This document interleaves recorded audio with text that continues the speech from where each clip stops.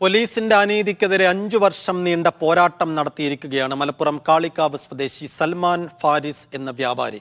തന്നെയും കുടുംബത്തെയും ആക്രമിച്ച് പ്രതിയെ സംരക്ഷിക്കാൻ പോലീസ് ശ്രമിച്ചതിന്റെ തെളിവ് സഹിതം സൽമാൻ ഫാരിസ് അധികാരികൾക്ക് മുമ്പിലെത്തിച്ചു. മലപ്പുറം ASP നടത്തിയ അന്വേഷണത്തിൽ പോലീസ് ഉദ്യോഗസ്ഥർ ഗുരുതരമായ തെറ്റു ചെയ്തതായും കണ്ടെത്തി.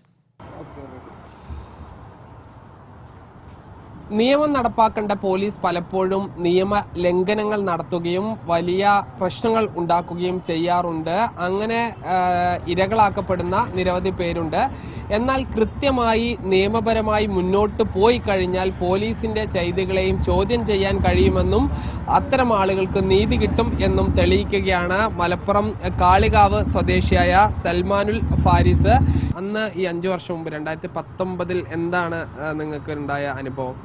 2019 ഇവിടുത്തെ ഒരു അനധികൃത മദ്യ കച്ചവടക്കാരനായ കൊല്ലാരൻ നാസർ എന്നൊരു വ്യക്തി എൻ്റെ അദ്ദേഹത്തിനെതിരെ മുമ്പ് ഞാൻ പരാതി പറഞ്ഞതിൻ്റെ വൈരാഗ്യം വെച്ചാണ് കടയിൽ വന്ന് ആക്രമിക്കുകയാണ് ഉണ്ടായത്.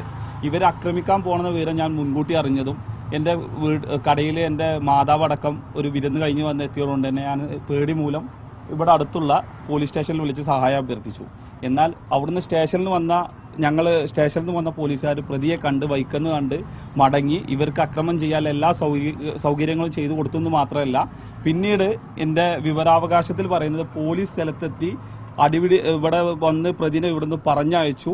ഇവിടെ അടിപിടി നടന്നിട്ടില്ല, ആർക്കും പരിക്കേറ്റിട്ടില്ല എന്നുള്ളൊരു മറുപടിയാണ് എനിക്ക് വിവരാവകാശ പ്രകാരം കിട്ടിയത്. ആദ്യം അത് എന്നെ ഒരുപാട് ഞെട്ടിക്കുന്ന മറുപടിയായിരുന്നു. അപ്പോൾ ഞാൻ ഈ സത്യാവസ്ഥ തെളിയിക്കാൻ വേണ്ടിയിട്ട് ഇവിടുത്തെ CCTV എടുക്കണം എന്ന് ആവശ്യപ്പെട്ടിരുന്നു. അപ്പോൾ പോലീസ് അത് എടുത്തു എന്ന് അവകാശപ്പെടുകയും എൻ്റെ കേസ് ഡയറിയിൽ വരെ അത് എഴുതി വെക്കുകയും ചെയ്തിരുന്നു.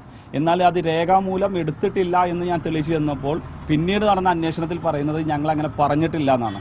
RTI നിയമപ്രകാരം ഞങ്ങൾക്ക് തരുന്ന വിവരങ്ങളെല്ലാം തിരുത്തി എഴുതിക്കൊണ്ട് ഈ കുറ്റക്കാരായ പോലീസുകാരെ സംരക്ഷിക്കുന്നതിൻ്റെ ഭാഗമായിട്ട് എല്ലാ അന്വേഷണ റിപ്പോർട്ടുകളും മറിച്ചുകൊണ്ടാണ് പോലീസ് മുന്നോട്ട് പോയിട്ടുള്ളത്. അതായത് ഈ പോലീസ് പ്രതികളെ സംരക്ഷിക്കുക മാത്രമല്ല, നിങ്ങളെ കൊടുക്കാൻ വേണ്ടിയുള്ള ശ്രമങ്ങളും നടത്തിയില്ല. തീർച്ചയായിട്ടും അത് തന്നെയായിരുന്നു. കാരണം ഞങ്ങൾക്കെതിരെ ഒരു കൗണ്ടർ കേസ് ഉണ്ടായിരുന്നു. ഈ CCTV എടുത്തിരുന്നെങ്കിൽ എൻ്റെ ഉമ്മാക്ക് നേരെ ഉണ്ടായ അതിക്രമവും അതേപോലെ തന്നെ കടയിൽ നിന്ന് നടന്ന അക്രമ സംഭവവും വ്യക്തമായി തെളിയിക്കുമെന്ന് പല പ്രാവശ്യം ഞാൻ ആവർത്തിച്ച് പറഞ്ഞതാണ്. എന്നിട്ട് അത് എടുത്തു എന്ന് എന്നെ തെറ്റിദ്ധരിപ്പിക്കുകയും ഞാൻ രേഖാമൂലം അത് എടുത്തിട്ടില്ല എന്ന് തെളിവ് സഹിതം നിരത്തിയപ്പോൾ അത് അങ്ങനെ പറഞ്ഞിട്ടില്ല എന്നും പറയുകയാണ് പോലീസ് ഉണ്ടായത്.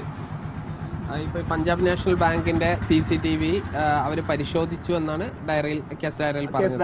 4/5/2019 തീയതി അന്വേഷണ ഉദ്യോഗസ്ഥനായ ASI രാജൻ പഞ്ചാബ് നാഷണൽ ബാങ്കിൽ ചെന്ന് ഞങ്ങളുടെ CCTV പരിശോധിച്ചതായും ആയവ് പരിശോധിച്ചതിൽ കേസുമായി ഉപകാരപ്പെട്ട ദൃശ്യങ്ങളൊന്നും ലഭിച്ചിട്ടില്ല എന്നും ആയതിനാൽ കേസിലെ തെളിവായി സ്വീകരിച്ചിട്ടില്ല എന്നും വിവരാവകാശ പ്രകാരം പെരിന്തൽമണ്ണ DYSP തന്ന മറുപടിയാണിത്.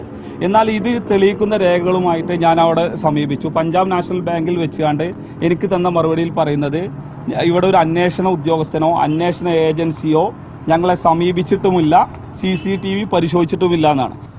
നിങ്ങളുടെ ഈ DYSP ഒരു സ്റ്റേഷനിൽ നടന്നതാണ്. അവിടെയുള്ള സാധാ സിവിൽ പോലീസ് ഓഫീസർമാർ വരുന്നു. പിന്നീട് ഇവർ പറയുന്നത് SHO ശരിവെക്കുന്നു.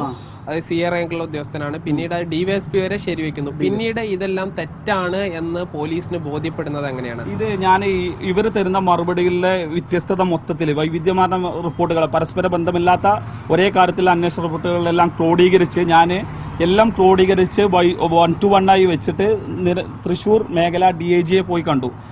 പോസ്റ്റലായിട്ടാണ് പരാതി അയച്ചത്. അവിടുന്ന് പറഞ്ഞ പ്രകാരം ഞാൻ അവിടെ ചെന്നപ്പോൾ അവിടുത്തെ ഒരു അംഗം എന്നെ സംസാരിച്ച് എൻ്റെ മൊഴി രേഖപ്പെടുത്തിയപ്പോൾ ഞാൻ ഈ രേഖകൾ മൊത്തം ഹാജരാക്കിയ രേഖകളിൽ ഞാൻ പറഞ്ഞത് എൻ്റെ വാക്കിന് യാതൊരു വിലയും കൊടുക്കണ്ട, നിങ്ങളുടെ താഴെയുള്ള ഉദ്യോഗസ്ഥർ ചെയ്ത റിപ്പോർട്ടുകളിലെ തന്നെയുള്ള വ്യത്യസ്തത കണ്ടെത്തിയാൽ മതി, എന്നാൽ തന്നെ ഇവർക്ക് ശിക്ഷ ലഭിക്കും.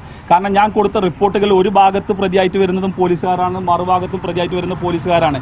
എൻ്റെ വാക്കിന് വില കൽപ്പിക്കേണ്ട എന്നുള്ള രൂപത്തിൽ തന്നെയാണ് ഞാൻ അവരെ കണ്ടത്. അതിൻ്റെ അടിസ്ഥാനത്തിൽ DIG മാഡം അത് മലപ്പുറം SPക്ക് കൈമാറുകയും മലപ്പുറം SP അവിടുന്ന് അഡീഷണൽ SPന്റെ ഒരു സ്ക്വാഡായി രൂപീകരിച്ച് അവർ സംഭവത്തെ സ്ഥലം സന്ദർശിച്ച് ഇവിടെ വന്ന് വിശദമായിട്ട് അന്നത്തെ പോലീസ് ഉദ്യോഗസ്ഥരെയും സാക്ഷികളെയും എല്ലാവരെയും നേരിട്ട് കണ്ട് പഞ്ചാബ് നാഷണൽ ബാങ്കിൽ പോയി അതിൻ്റെ നിജസ്ഥിതികളും രേഖകളും ഒക്കെ പരിശോധിച്ചിട്ട് ഒരു അന്വേഷണ റിപ്പോർട്ട് ഉണ്ടായി.